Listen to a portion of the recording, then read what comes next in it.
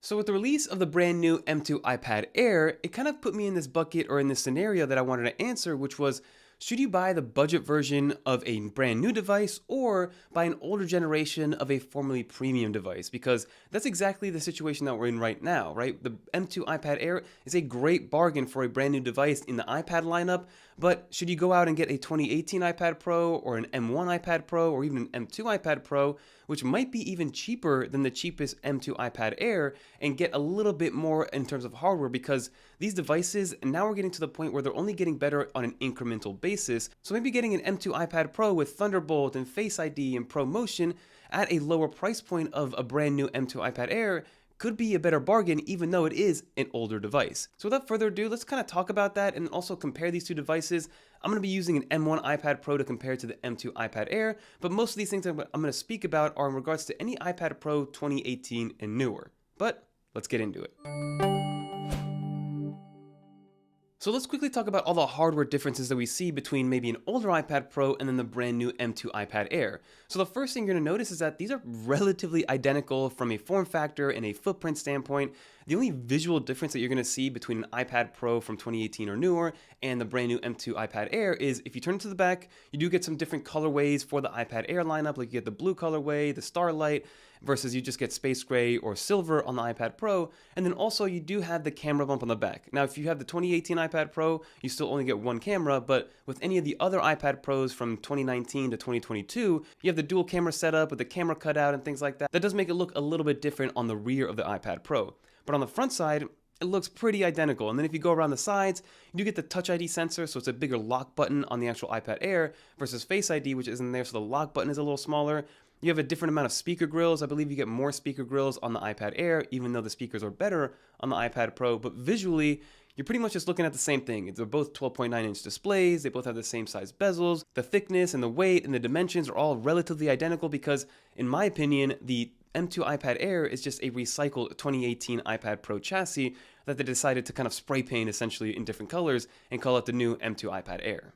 So then let's talk about actual spec differences in what you're getting, right? So with the old iPad Pros, you still get ProMotion on any level. The reason I recommend that at least the M1 iPad Pro is because you do get mini LED in the larger models. So in the 2021 and 2022 iPad Pros, you get that mini LED display and ProMotion. And I believe that that's probably the biggest headliner and the biggest difference in what you were paying the premium for going from the iPad Air to the iPad Pro. 120 Hz ProMotion, if you aren't holding them side by side and you've never experienced 120 Hz ProMotion, you're not really going to want to yearn for it, or you're not going to really want it. But if you have had 120 Hz ProMotion before and then you go back down to 60 Hz and an LCD display or an IPS panel, you do kind of see the difference, right? You get used to it really quickly. Like, it's not a night and day difference. You're still using iPadOS and it's still very fluid on both of them, but you do notice a little bit almost of like a lag, or it just takes a little bit longer to maybe move between screens or open up applications, versus on the mini LED 120 Hz ProMotion, it is like butter. It's probably the best display that you're ever going to get on any iPad or any display or any touchscreen display for that matter. So I would say that that's one of the biggest headliners of the differences in terms of on the iPad Pro and the M2 iPad Air. You just get a much better display in terms of color accuracy, in terms of technology, in terms of brightness, and then again, the 120 Hz ProMotion. And then another big difference if you are going to the Pro model or a used Pro model is that you do get a Thunderbolt port on the actual iPad Pro, and I believe this is for the M1 and M2 iPad Pro. The older iPad Pros like the 2018, the A12X, and the A12Z still have a regular USB-C port or USB 3 port, which gives you 10 gigabytes of transfer speeds, which means it's still the same as iPad Air. But if you're looking at the M1 and M2 iPad Pros, you do get a Thunderbolt port on there, which gives you up to 40 gigs of data transfer speeds, which does really help from an efficiency standpoint when you are transferring data versus the M2 iPad Air. So some other smaller differences that you're going to notice from an M2 iPad Air to some other iPad Pros from the 2018 to the 2022 era is going to be the selfie camera placement. So like I mentioned earlier, you do get Face ID on all iPad Pros from 2018 and newer versus getting Touch ID on the iPad Airs. Now, me personally, I prefer Face ID over Touch ID, 99 out of 100 times, but that's just personal preference and something that I'm used to. But then also with that selfie camera, they moved it to the actual landscape orientation on the M2 iPad Air versus on any iPad Pro from 2018 to 2022, it is in the portrait mode variation. So when you do FaceTime or you are on a Zoom call on your iPad Pro, it does give you kind of this weird scenario where you're kind of looking off to the side and you aren't really centered. I know they tried to do some stuff with software like Center Stage to make it look like you were in the center, but it still looked very wonky. So So on the M4 iPad Pro, they moved it over to the landscape orientation, and they did the same thing for the M2 iPad Air. And then I quickly want to talk about some compatibility in terms of accessories and what you're able to do. So both of these iPads have the same exact form factor and they use the pin connectors. So what that means is that most accessories for the older iPad Pros will work with your M2 iPad Air. So directly from Apple, both the M2 iPad Air and the older iPad Pros work with the Magic Keyboard of old. They do not work with the M4 Magic Keyboard, but it'll work with any Magic Keyboard from 2019 to 2022, and it works extremely well, right? It works exactly the same. You can get it for $350 for the larger model. Unfortunately, that's still the price, although you can find it on probably Amazon for $280 or $290, still brand new, and of course you can find them used for much cheaper. But then when it comes to the Apple Pencil situation, this is where it gets a little bit interesting. So on the new M2 iPad Air, it only works with the new Apple Pencil Pro because it does have hover on there. And then also you do get to be able to use a USB-C Apple Pencil, which I believe is $70 or $80 directly from Apple. Versus on the older iPad Pros, it only works with the Apple Pencil 2, which Apple still sells brand new for $130, but then also it does work with the USB-C Apple Pencil as well. So if you want to use the new Apple Pencil Pro specifically with the squeeze gestures and the gyroscope and Find My, you're going to need to get an M2 iPad Air because it does not work with the older iPad Pro models. And Apple's saying it's because of the magnets and the selfie camera and where that placement is and things like that. But when in all reality, it really is probably Apple just, making you need to upgrade in order to use this newer Apple Pencil, which does give you some nice benefits overall. And that's another thing to consider, that the only other iPad Pro that has hover is the M2 iPad Pro. So if you want to get the hover feature and get an older iPad Pro, unfortunately you're not going to be able to do that. It only works with the M2 iPad Pro, and obviously it also works with the M2 iPad Air because it does have that M2 chip built in there.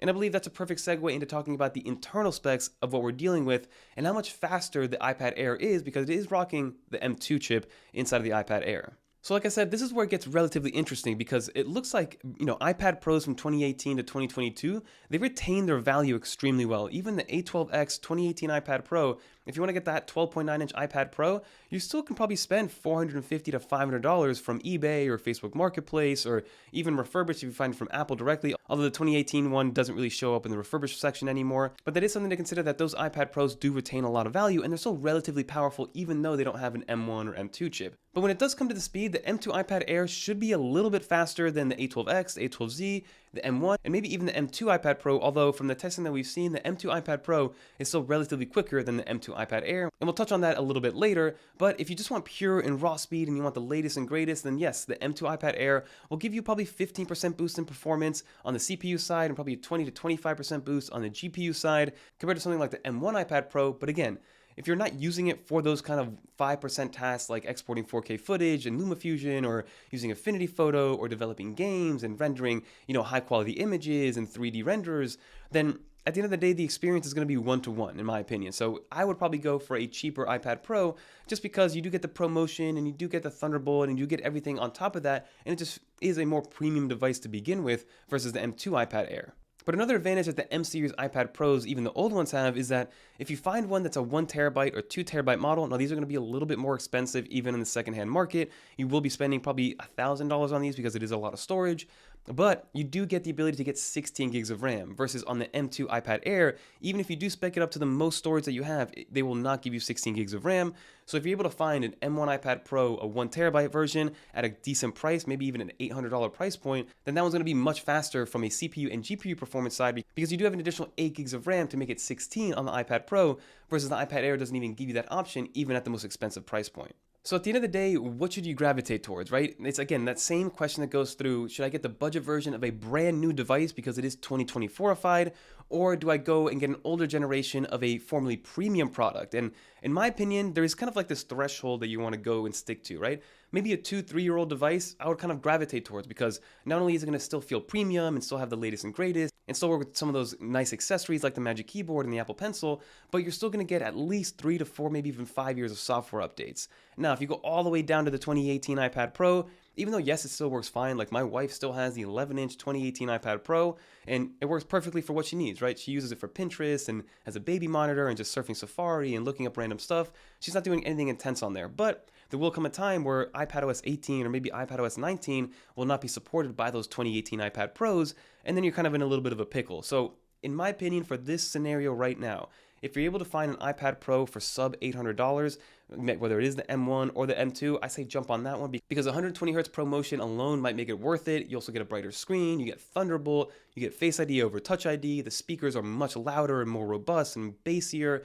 And like I said, just 120 hertz ProMotion alone is enough of a reason to kind of stick with the older generation, even though it is a more premium product.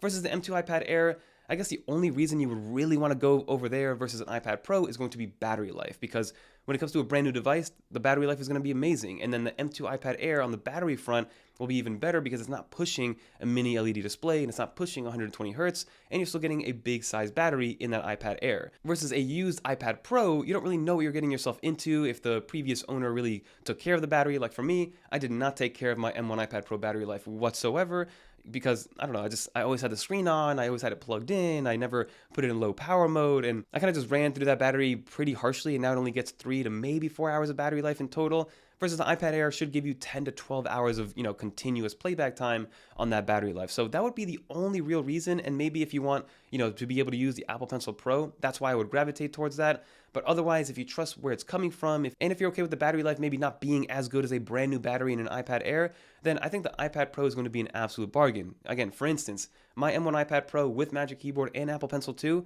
I sold it for $800 with everything on there and even a screen protector. Versus for an M2 iPad Air, that's going to be $800 alone without any accessories. So, scour eBay, scour Facebook Marketplace, go to Apple's refurbished website because even their refurbished section does have some decent deals. Although if you want to get the absolute best bang for your buck, I would definitely recommend getting a used one from, like I said, Facebook Marketplace, eBay, or whatever third-party portal that you can find. But that is just my 2 cents, right? The best thing is finding that sweet spot between 1 year to 3 years old in terms of the age of the device, going to that iPad Pro, and then just seeing if you're able to find a good monetary value overall for an older iPad Pro, because I still think an older iPad Pro is going to be better than an M2 iPad Air. But that's just what I'm thinking. Let me know in the comment down below what you think. Did you guys pick up a brand new iPad Air? Are you looking to get a used iPad Pro? What kind of situation are you in when it comes to your iPad? Let me know in the comment down below. And if you made it to the end, leave a little dolphin in the comments down below so I know you made it to the end. And if you guys want to watch more videos like this one, click on one of these right here. And until next time, I'm Fernando, and I'm out of here, everybody. Peace.